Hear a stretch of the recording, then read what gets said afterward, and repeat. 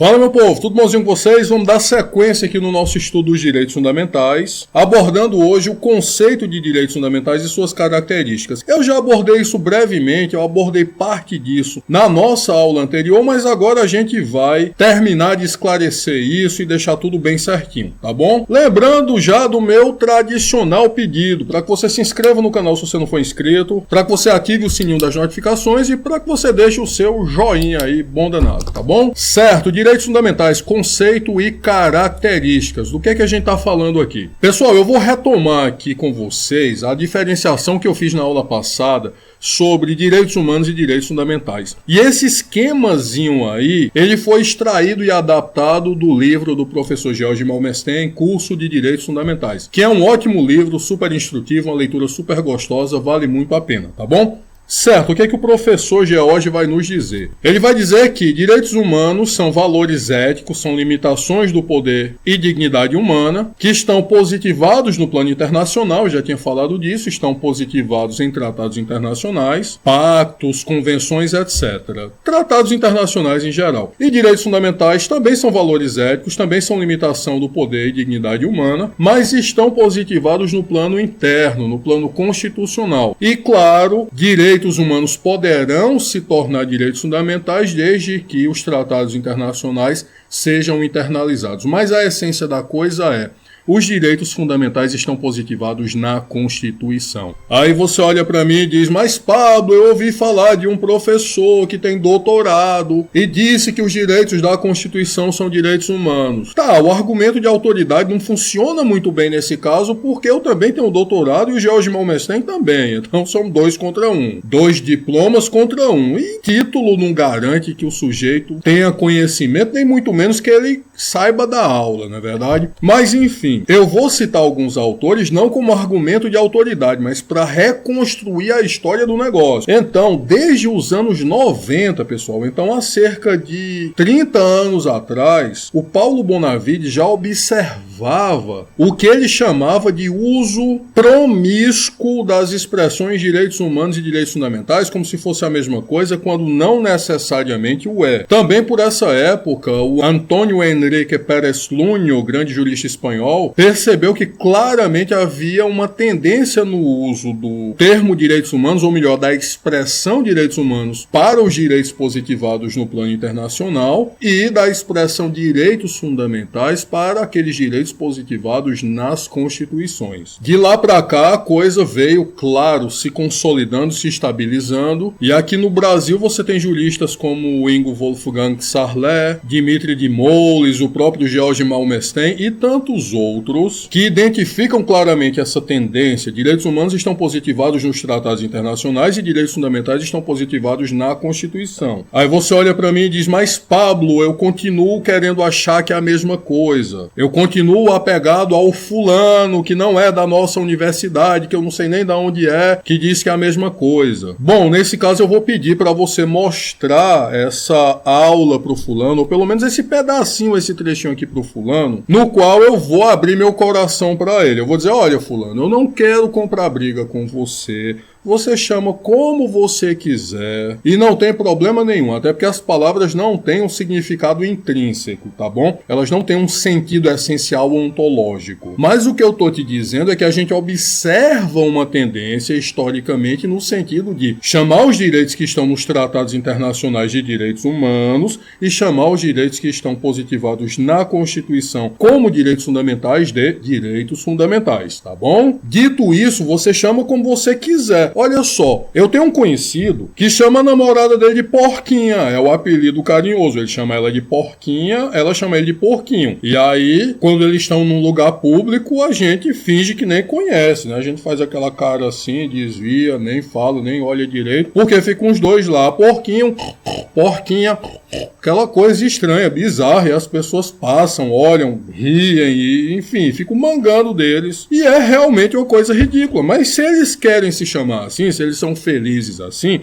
tudo bem, é direito dele. Se você quer chamar tudo de direitos humanos, tudo bem, não tem problema. Você chama do que você quiser. Se você quiser chamar até de porquinho, eu não vou achar ruim, tá certo? Eu tô só dizendo que tem uma tendência histórica observável nesse sentido. E a gente consegue verificar isso até documentalmente, tá bom? Certo, então eu não vou ser o diferentão e eu vou adotar aqui essa tendência e vou considerar que direitos fundamentais, Constituição, direitos humanos, tratados internacionais. Pronto, certo, vamos dar sequência agora.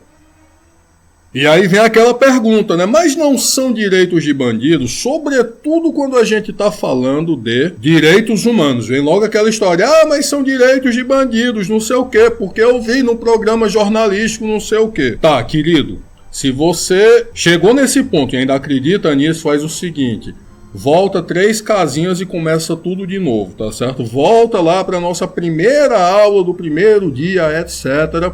Porque, enfim, tem algumas coisas que você ainda precisa entender com clareza, certo? Vamos esclarecer isso aqui de uma vez por todas. O que é bandido?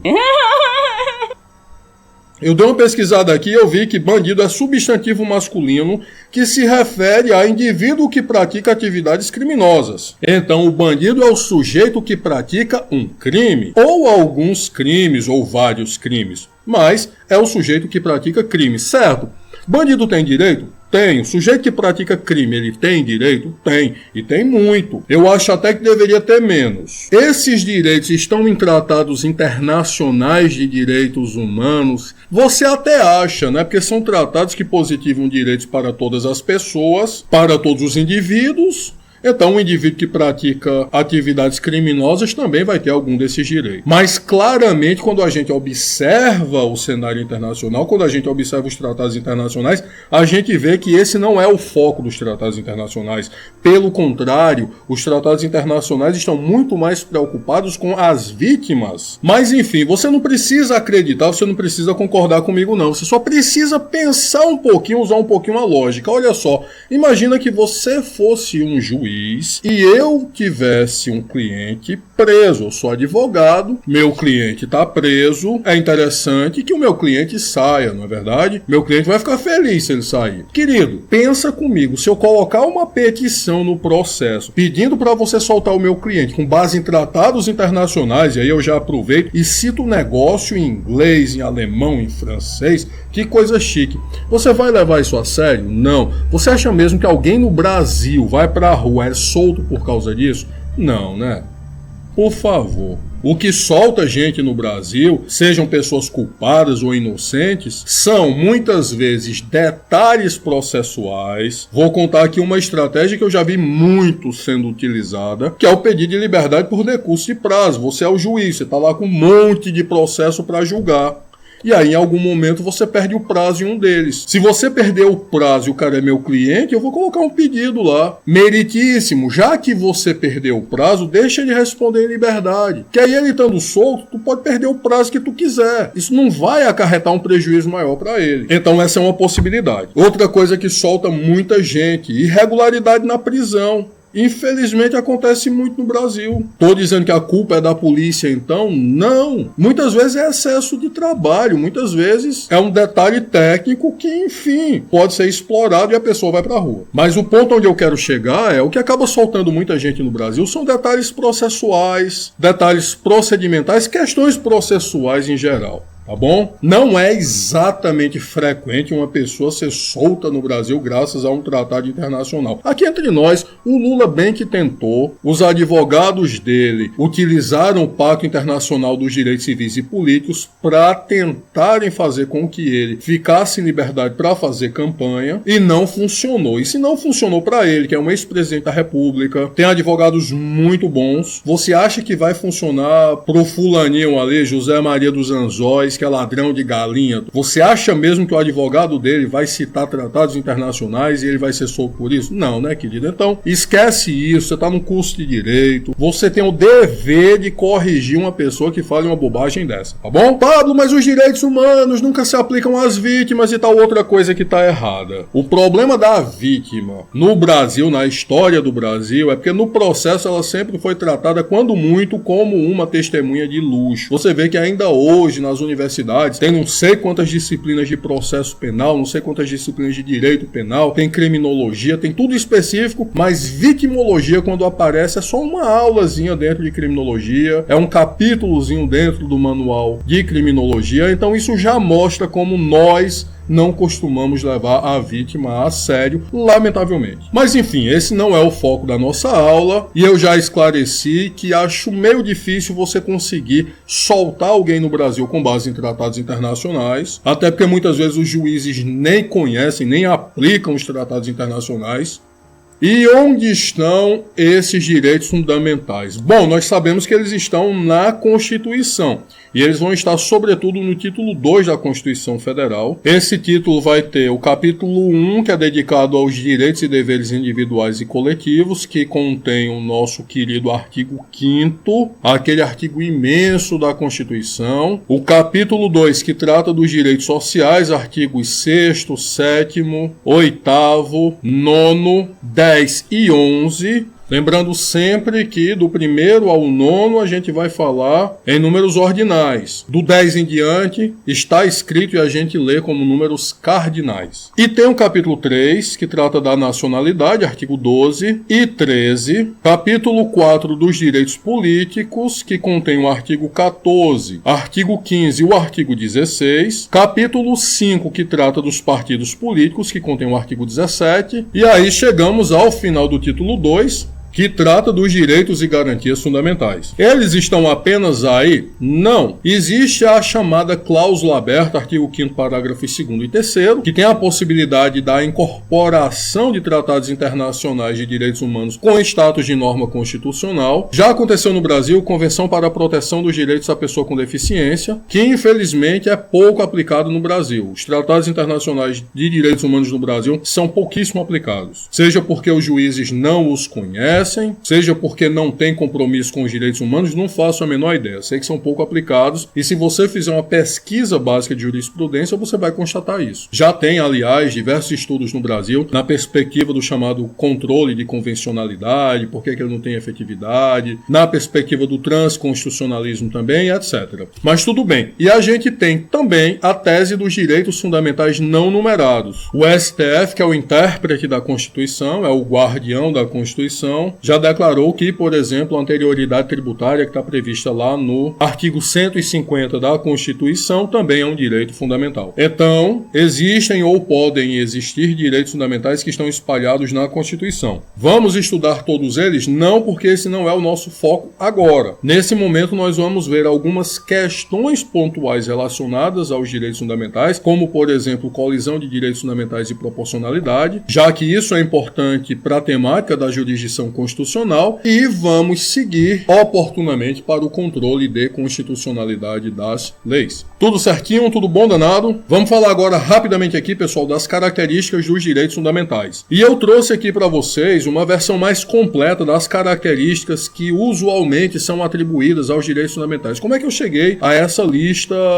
imensa aí? Eu peguei os livros que eu tenho aqui em casa e saí vendo quais eram as características que os autores atribuíam a cada um deles. Pablo, por que você fez isso? Por que você faz essas coisas? Bom, eu tenho gostos peculiares, você não entenderia. Brincadeira, eu fiz isso justamente para problematizar isso com vocês, tá bom?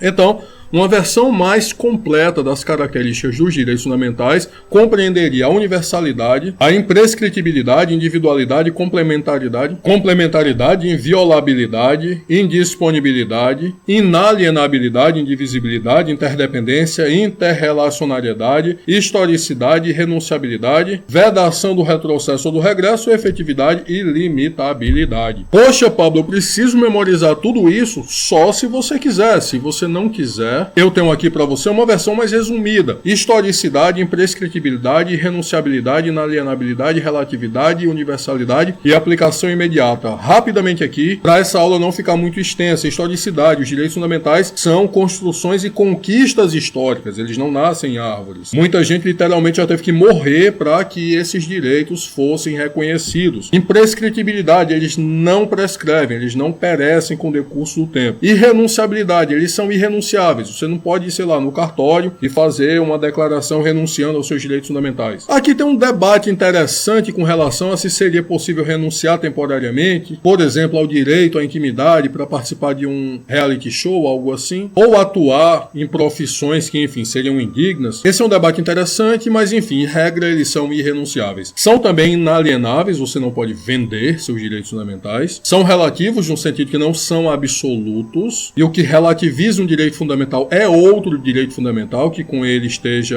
colidindo em um caso concreto ou potencialmente. São universais, ou seja, são para todos, e têm a aplicação imediata nos termos do artigo 5º, parágrafo 1º. Tá bom? Nós voltaremos um pouco a alguma dessas características no futuro, por exemplo, a relatividade quando tratarmos de colisão de direitos fundamentais, mas por enquanto é isso. Eu espero sinceramente que vocês estejam gostando. Beijo no coração e vamos arrochar o nó aí estudando direito constitucional. Bom danado.